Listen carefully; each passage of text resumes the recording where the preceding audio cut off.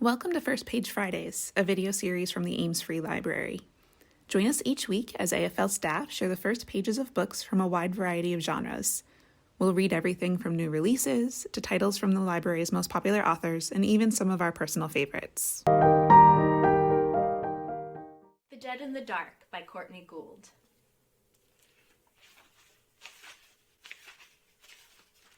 Interlude. For the first time in 13 years, it snows in Snakebite.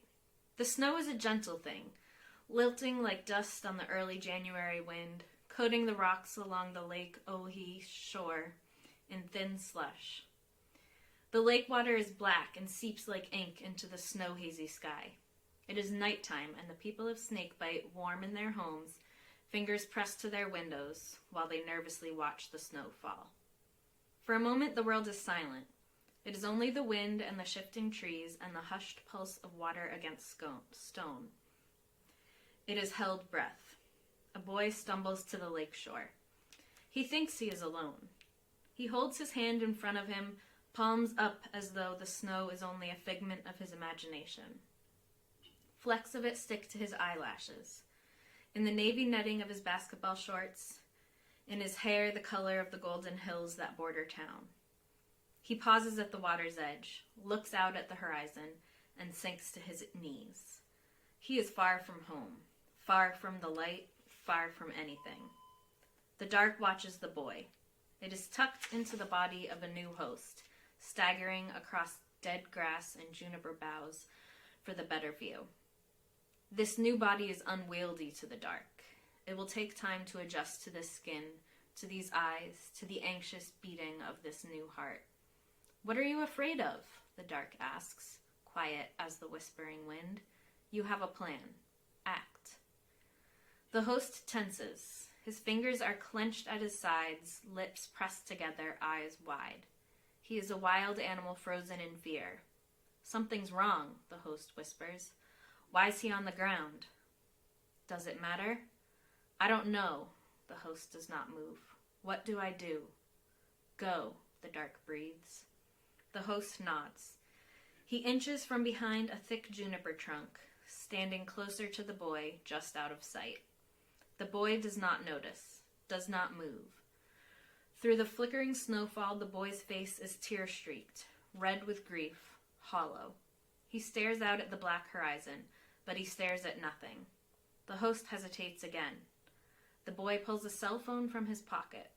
The glare of the screen washes over his face, the only light in the unending dark. He taps out a message and then stares at it in silence.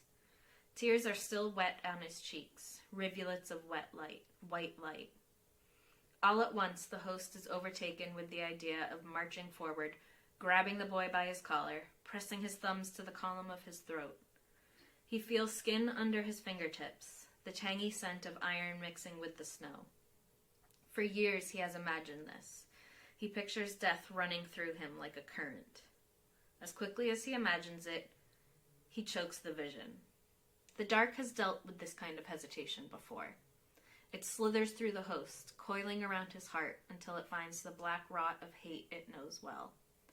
This host craves death. The desire has bubbled under his skin for as long as he can remember, but he has been too afraid to claim it as his own. "Do you want me to help you?" the dark asks. "Do you want me to make you strong?" The host scowls. "I do." It is the truth. "Then do this," the dark breathes. It simmers in the shadows, the water, the sky. "It is the truth you have been hiding from all these years." "The truth," the host whispers. He clenches and unclenches his fists, fingers fidgeting at his sides. A silent moment passes, then another. And then the host moves. By the time he crosses the distance to the boy, the snow is falling in heavy sheets. The sky is a blur of gray, closer than it should be, stifling. The host grabs the boy, and there is no going back. The boy's eyes catch the host's for a moment, flashing from sorrow to surprise to recognition. He does not scream. Above them, the sky is gray, then black, then nothing. The dark slides deeper into the host, sinks its claws in, roots itself in the rot. After 13 years, The dark has finally come home.